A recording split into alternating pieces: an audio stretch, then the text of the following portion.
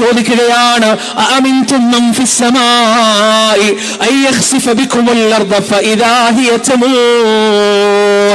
നിങ്ങൾ നിർഭയരാണോ?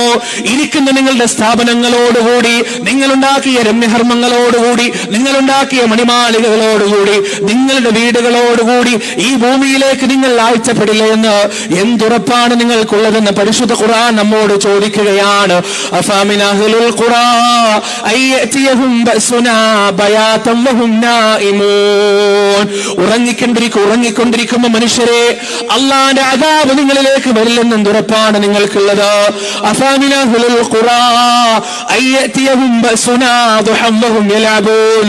ക്ലബ്ബുകളിലും ബാറുകളിലും ബീച്ചുകളിലും ശുട്ടാവനമറന്ന് ധിക്കരിച്ചാണും പെണ്ണും വ്യത്യാസമില്ലാതെ അഴിഞ്ഞാടി ആർത്തുല്ലസിക്കുമ്പോ അല്ലാഹുവിന്റെ ശിട്ടാവിന്റെ അദാബ് നിങ്ങളിലേക്ക് വരില്ലെന്ന് എന്തുറപ്പാണ് നിങ്ങൾക്കുള്ളത്?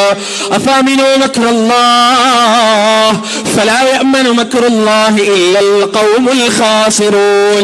അല്ലാഹുവിന്റെ ശിക്ഷയെക്കുറിച്ച് നിങ്ങൾ നിർഭയരാണോ? അറിയണേ, അല്ലാഹുവിന്റെ ശിക്ഷയെക്കുറിച്ച് നിർഭയരാകുന്നവരാണ് ഈ ദുനിയാവിലെ ഏറ്റവും വലിയ ഹതഭാഗ്യരെന്ന് പരിശുദ്ധ ഖുർആൻ നമുക്ക് പരിചയപ്പെടുത്തി തരികയാണ്. അല്ലാഹുവിന്റെ അദാബിന്റെ രീതിയാണ് ഇതെല്ലാം. റബ്ബിന്റെ ചെറിയ ശിക്ഷയാണെന്നാൽ ഏറ്റവും വലിയ ശിക്ഷ ഏതാണെന്നറിയുമോ?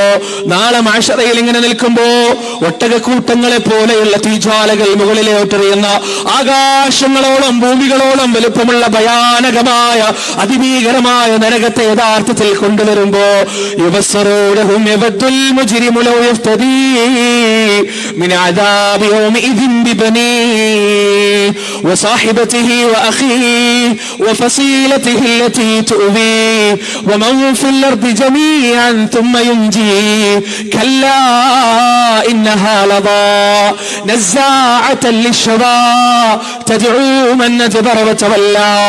ആ ഭയാനകമായ നരകം അവരെ കാണുമ്പോ, കുറ്റവാളികൾ ആ നരകത്തിന്റെ തീ കാണുമ്പോ, യവദ്ദുൽ മുജ്രിമു ലൗ യഫ്തദീ മിൻ അദാബി യൗമിഇദിൻ ബിബനീഹി.